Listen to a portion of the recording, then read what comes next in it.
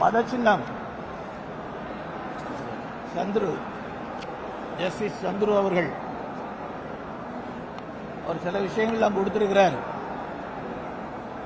திராவிட முன்னேற்ற கழகம் அவருக்கு பொறுப்பு கொடுக்கும் போதே இந்த டிராப்டையும் கொடுத்திருப்பாங்கன்னு நினைக்கிறேன்.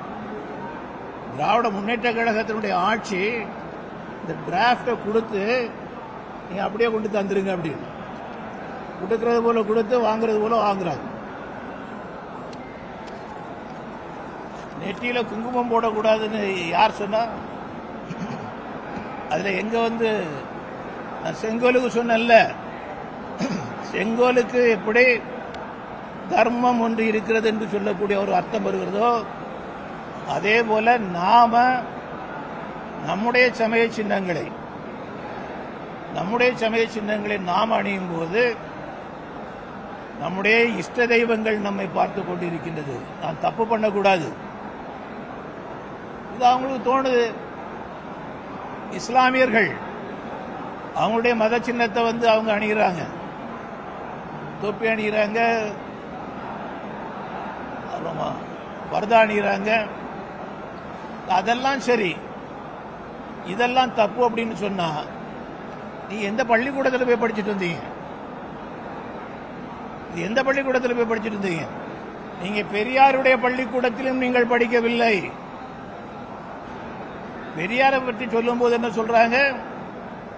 ஆதீனகர்த்தருக்கு பூ பறிச்சு கொடுத்த ஒரு பூஜைக்கு ஆதீனகர்த்தர் கொடுத்த விபூதியை தன்னுடைய நெற்றியிலே இட்டுக் கொண்டவர் பெரியார்.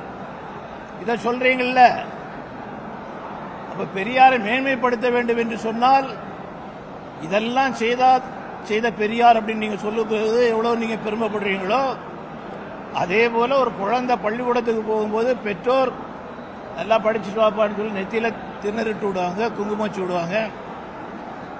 இதை தடுக்கிறதுக்கு யாருக்கு என்ன உரிமை இருக்க முடியும்? திராவிட முன்னேற்ற கழகத்தினுடைய அரசாங்கத்தில் இதுக்கு எந்த உரிமையும் கிடையாது. சில இடங்கள்ல மத சின்னங்களை கையில் ஜாதி சின்னம் ஒரு 4-5 கலர் இருக்கு.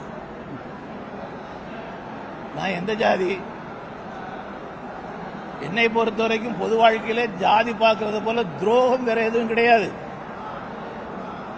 ஜாதியை படிச்சு கொடுக்கக்கூடியதும் தப்பு.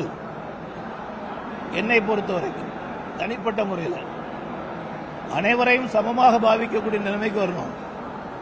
நான் இது எந்தெந்த கோயில்ல போனேன், யார் என்ன கட்டி விட்டாக்க எனக்கு மறந்து போச்சு. நான் அதை பற்றி கவலைப்படல. இதுல சாமி இருக்கா இல்லையா? கட்டி விட்டவர்களுக்கு நம்பிக்கை இதுல சாமி இருக்குன்னு அவருடைய நம்பிக்கை நான் ஏற்றுக்கொண்டேன். அப்படின்னா பெரியாருக்கு நிகராக நாங்க இருக்கக்கூடாதா? அவருடைய நம்பிக்கையை, ஆதிநகர்த்தருடைய நம்பிக்கையை நான் போற்றேன்னு சொல்லிட்டு திருநெறு பூசிக்கு வாங்கலாம், பூ பறிச்சு கொடுப்பாங்களாம், எல்லாம் சரின்னு சொன்னா இதுல என்ன தப்பு இருக்குது?